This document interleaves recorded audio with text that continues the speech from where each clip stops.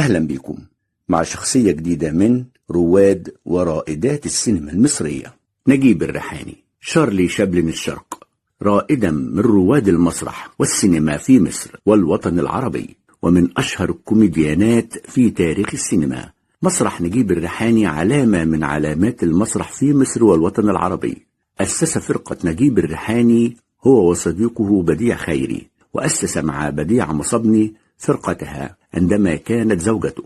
ترك بصمة كبيرة على المسرح والسينما، ولقب بزعيم المسرح الفكاهي. يعود إليه تطوير المسرح والفن الكوميدي في مصر، فقد كان مدرسة متكاملة وله أسلوبه المميز في التمثيل. فقد كانت بدايته الحقيقية مع شخصية كشكش بيه عمدة كفر البلاص، واتجاهه إلى الإسكتشات الاستعراضية التي تطور بعدها إلى مرحلة الأوبريت والكوميديا الاستعراضية الغنائية.